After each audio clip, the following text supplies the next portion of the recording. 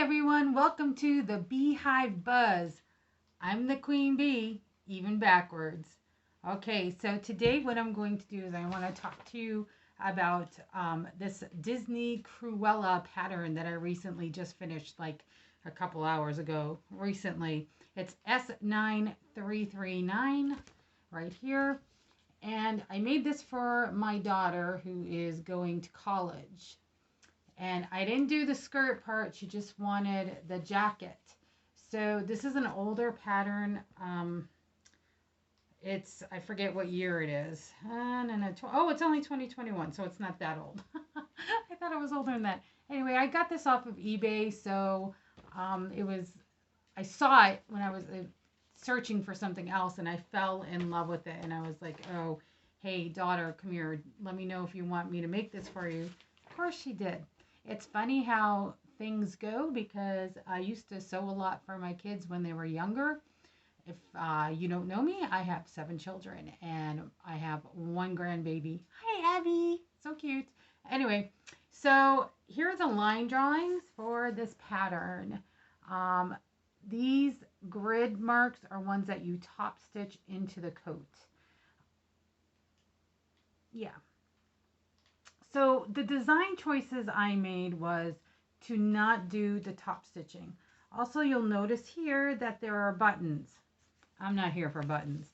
So I did put a zipper in it, and I did adjust the pattern a little bit just so that seam allowance would be there. And what I did is wherever there was something that came out on the front, I just added the 5/8 inch seam allowance, so that when it folded back, it would make that zipper in the center front. There was the front pieces. There was the midriff pieces, which is the this piece right in here. You can see that. And then you have this peplum style right here. So all of those 6 pieces right here, I added the 5/8 inch allowance for the zipper. This was my first time working with faux leather. So in designing this in my head, I was going to do a contrast collar and sleeve, but I ended up doing just the sleeves. And you can see the fabrics here. Here's the faux leather, which is surprisingly very easy to work with. Couple of things you have to know about faux leather before you work with it. It does not self-heal like cotton does. A lot of times if you put a pin in it, the hole kind of disappears. If you press it, it kind of heals itself. Faux leather won't do that. So once you put a pin in here, you've got holes forever and ever. There's no getting out of that. So what I did was I used Wonder clips, the small clips, as much as possible. Even those made little marks, but I could kind of rub them out, and it ended up being fine. But once you sew with the faux leather, it feels very luxurious. So the back side, or I should say the wrong side, is more of a kind of a felt. And there is a little bit of stretch in there, which is nice. And it's not as thick as real leather, which is great, because it eased my mind a bit while I was working with it. For some of the lining, for the bodice part, not the peplum, but for the sleeves and the bodice, I used this Harry Potter fabric. Jerusha is a Harry Potter fan, and she just a little nod to that on the inside. For her senior trip, we went to the Florida whole Marvel Studios and all that, and we went to, of course, the Harry Potter part, and it was fun. For the sleeves, I use this. This is actually suiting. It's coming off more gray than black in this lighting, but there is stretch to that. This was very easy to work with. I didn't even use a jersey knit needle for that. I just kept in whatever I was using, which reminds me, for the faux leather, I highly recommend using a denim needle because it does get pretty thick in a couple of places where you have several seams that are folded over together. So there's a lot of this left. This is all left over. And I asked Jerusha if she wanted me to make her a skirt from it. And she was like, no, thanks. So I might make me a skirt from it. I really like it. If you didn't notice, it's got these little honeycomb shapes on it, which is great since I'm the queen bee. But I'll put that aside for now. I'm not worried about that.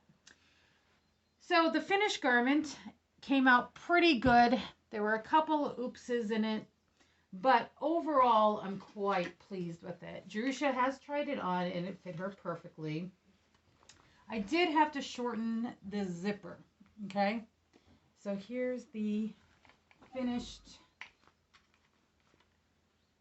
You can see the sleeves. So faux leather, it's hard to get it crisp because you can't put an iron on it. And what I did do is I tried a couple of different tricks. The sleeves are all lined. That was a new process for me, doing it the way that they had in the directions. You had to do this weird origami type thing, but it all worked out so magically, and I was so pleased with it, and it was really fun, actually. It was a real learning experience. So like I said, there was a couple of oopses. One thing is that the midriff lines are a little bit off, and it's not quite as dramatic there because it's on the hanger.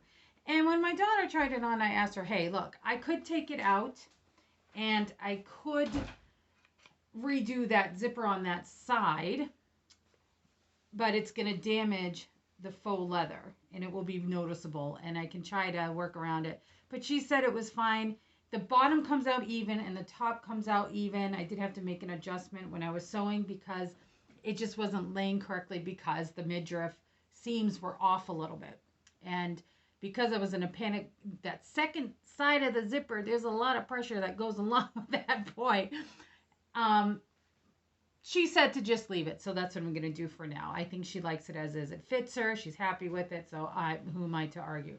But you can see on the inside, we've got the lining, and the collar is all faux leather. I could have done the lining on the back side if I want to, but...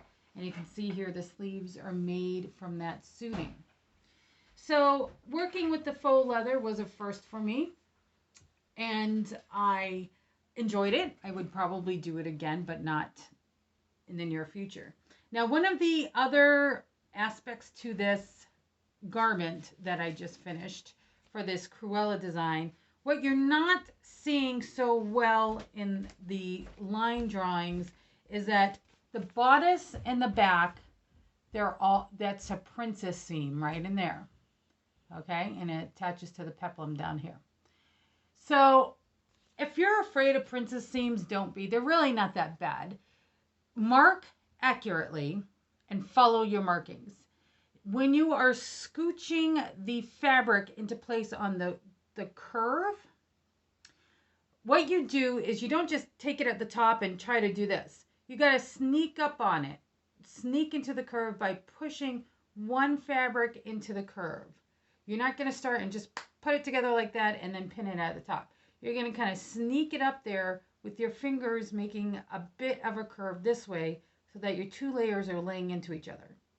I find that much easier to do than just slapping them together like that. Like on a straight part, that works fine. But for me, that sneaking into, that was a little trick I learned, decades ago when I was sewing more. The pattern was easy to follow.